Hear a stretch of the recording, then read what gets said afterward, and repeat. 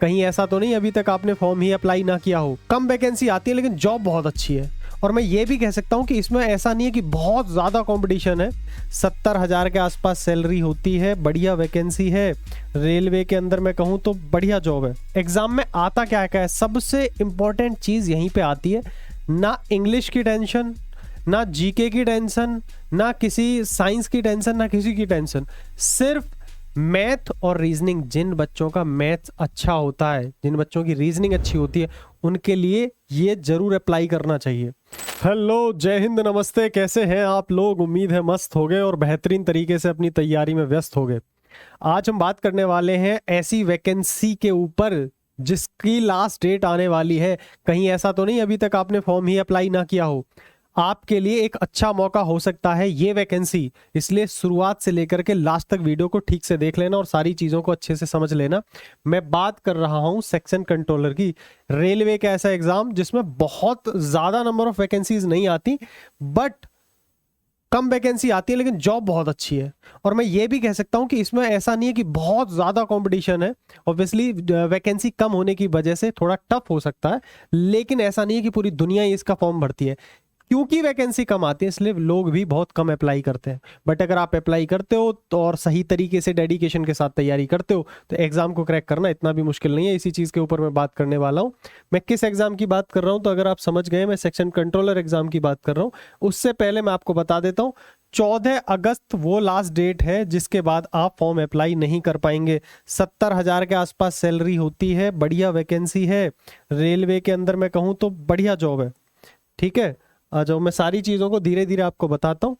ये है name of the post है, सेक्शन कंट्रोलर एग्जाम है, लेवल 6 की जॉब है। ठीक है, तो सोच लो अच्छी खासी। ये आप जो देख रहे हो 35,400, ये बेसिक पे है। बहुत आराम से सैलरी 70,000 अब जाएगी। ठीक है, इन हैंड जो सैलरी की बात करूँ। मेडिकल लगता है A2 को, A2 का मेडिकल लगता है। 20 से 33 साल की उम्र चाहिए होती है। ठीक है, और टोटल नंबर ऑफ वैकेंसी कितनी है? 119। कोई दिक्कत यहां पर किसी चीज की? ठीक है, मैं सारी बातों के आगे अच्छे से और बात कर लेता हूं। द रिक्रूटमेंट प्रोसेस क्या होने वाला है? सबसे पहले होता है कंप्यूटर बेस्ड एग्जामिनेशन यानी कि CBT। सिंगल स्टेज होता है, दूसरा कोई पेपर नहीं होता, सिर्फ एक पेपर होता है CBT, सिंगल पेपर। इसके बाद जो दूसरी चीज होती है वो होती है CBAT, computer based aptitude test. इसमें कुछ लॉजिकल सवाल आपसे पूछे जाते हैं, इस टाइप की चीजें होती हैं। ठीक है, पहले आप इसमें मेरिट में आपका नाम आता है, इसे क्वालिफाई करते हो, तब आप इसे क्वालिफाई करते हो। उसके बाद कुछ नहीं बचता, फिर सीधा डॉक्यूमेंट वेरिफिकेशन और मेडिकल होता है, और फिर तुम बन जाते हो चीते। सरकारी ठप्पा लग जाता है तुम्हारे ऊपर, वो भी एक अच्छी जॉब का। ठीक है, एग्जाम में आता क्या क्या है, सबसे इंपॉर्टेंट चीज यहीं पे आती है। ना इंग्लिश की टेंशन, ना जीके की टेंशन, ना किसी साइंस की टेंशन, ना किसी की टेंशन।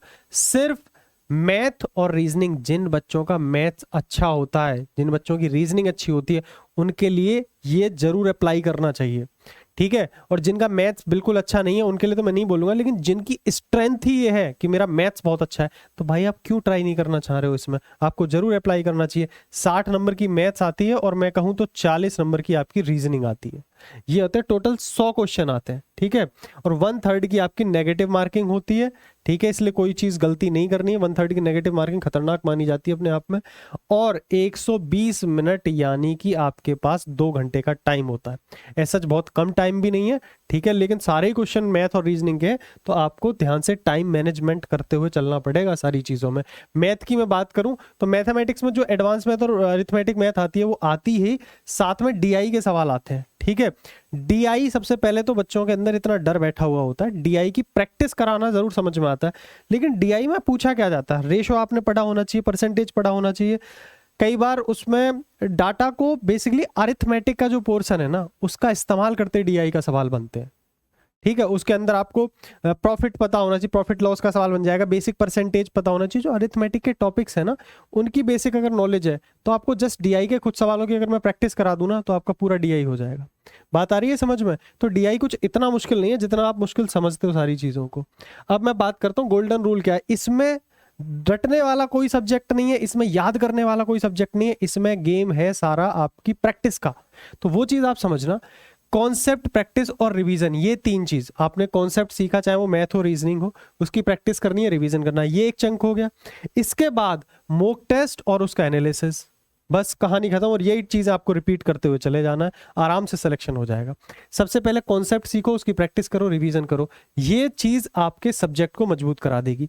इसके बाद मॉक टेस्ट और एनालिसिस आपके टाइम मैनेजमेंट को स्ट्रॉन्ग बना देंगे, और जो आपकी कमियां हैं उन्हें आप सुधार सकते हो with the help of analysis.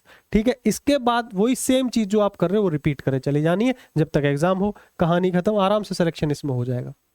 Calculation की मैं बात करूं, मैंने बहुत बार ये चीज बोला है कि एटलीस्ट आप 1 से लेकर 30 तक टेबल, 1 से लेकर 30 तक, यानी 1 से 30 तक तो नहीं बोलूंगा, 50 तक आप स्क्वायर याद करो। क्यूब्स 1 से लेकर 20-25 तक क्यूब्स आप रट्टा मार के रखो। फ्रैक्शन टू परसेंटेज जो कन्वर्जन है ये आपके दिमाग में डायरेक्ट होना चाहिए। परसेंटेज टू फ्रैक्शन, ये सारी चीजें आपके दिमाग में डायरेक्ट होनी चाहिए, इनसे आपकी कैलकुलेशन स्ट्रांग हो जाती है।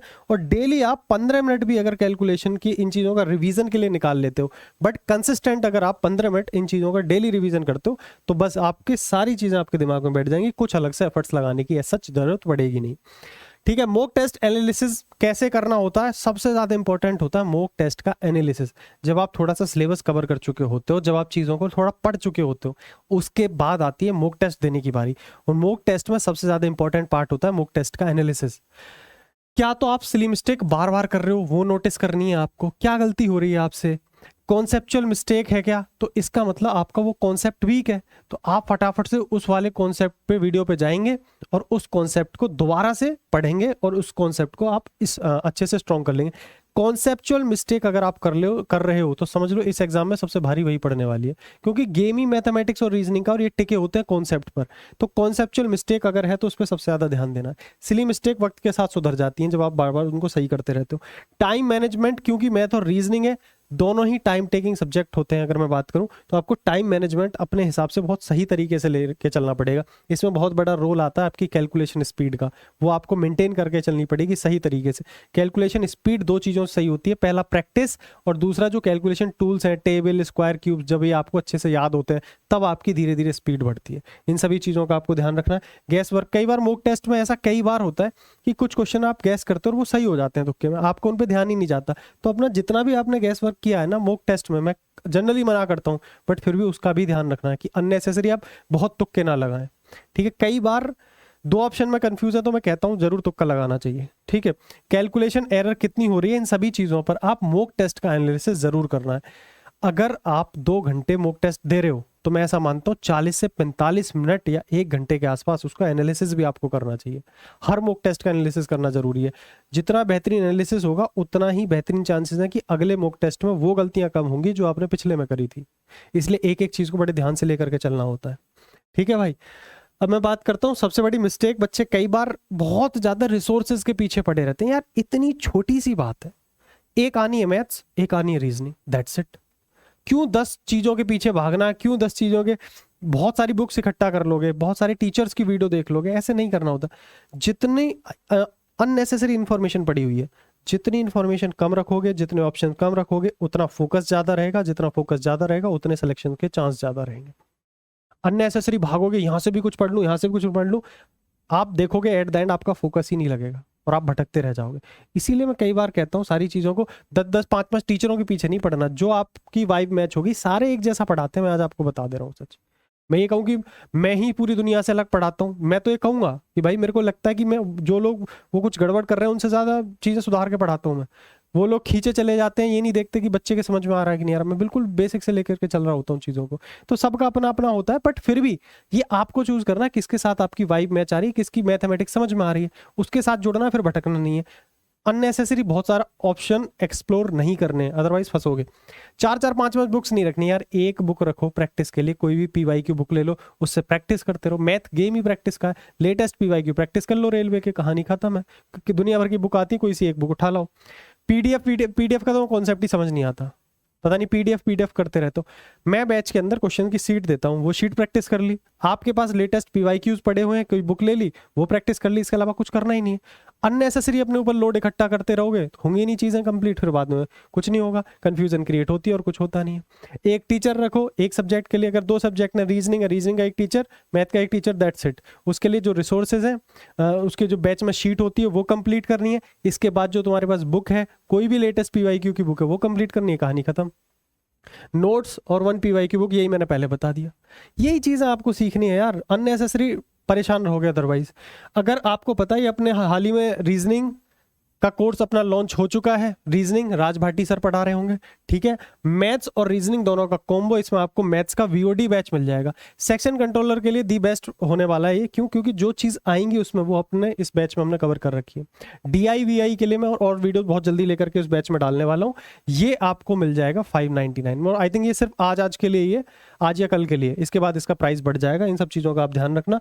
सेक्शन कंट्रोलर के लिए मैं सर से भी बोलूंगा एक सेपरेट वीडियो बनाए, इनका पूरा एक्सपीरियंस है, ये CBT भी क्लियर किया है, जो बाकी एप्टीट्यूड टेस्ट वेस्ट होता है वो कैसे होता है, इनको अच्छा खासा एक्सपीरियंस है इस एग्जाम का।